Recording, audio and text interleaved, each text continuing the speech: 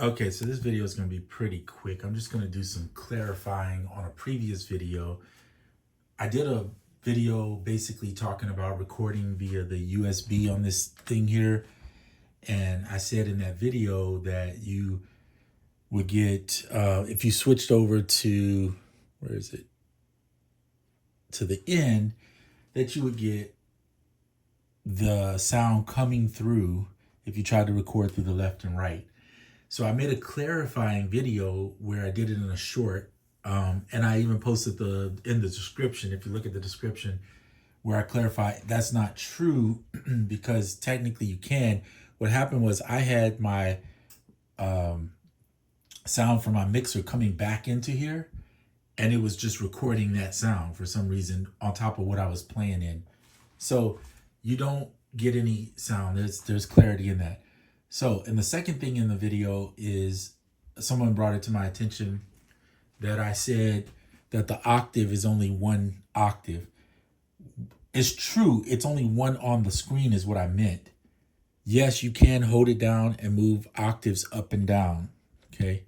So there are more octaves within the system. It's just you can't play but one at a time. So if I'm playing here and I switch the keyboard and switch over while I'm playing, it's going to be in a different octave, and it's just not going to work. Okay. You can do it maybe on a melody or something simple like that, but you're not going to be doing that with chords. It's just not going to be feasible.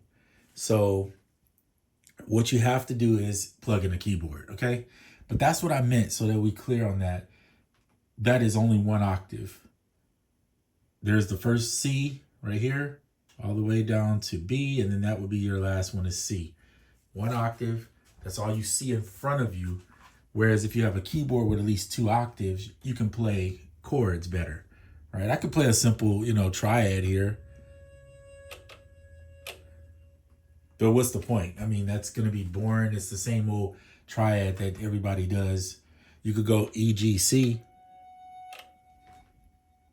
Maybe a second inversion, wherever, but that you're limited is what I'm saying with this keyboard. So a simple melody, maybe, or some simple notes, this is great. But when it comes to actually playing, it's very challenging. Now, one more thing, since we're on this topic, if you hit function here, you can change the, right here, this what they call Fode, turn on Fode, and it'll give you 2 octaves of the scale that you're in. So if it's chromatic, then it's going to look like this where your notes are. But if it's not chromatic, can you change it to a different scale, which we could do right here. Here's Dorian. You get 2 octaves of the scale. So that's pretty cool. It works. That is not a knock to say that this is bad in any way, but it's saying that it's got its limitations when it comes to something like playing full-on chords. So what I'm saying is the truth. Is just maybe I could say it a little better, a little more clear. So I'll do my best to make sure I try to verbalize better what I'm actually saying so that it doesn't confuse people. But yes, there are other octaves in here, and of course you can move it. It's definitely better than the SP404, which only lets you use 2 octaves total. Now that I can vouch for and say. As I'm learning this, there are other things that I'm learning that you can do. And it's getting a lot easier to build in it. It does take time. Remember, anytime you're using hardware, you're learning a new system, right? Like a computer has an OS, like the iPad or iPhone have their own little OS that you have to learn. They have some general things that are the same, but they all have their little learning curve and things you got to work on. So keep that in mind when you're trying to learn this machine. There's a learning curve to it, and it's not going to be just fluid right out the gate. All right, that's it for this video. I'll see you on the next one.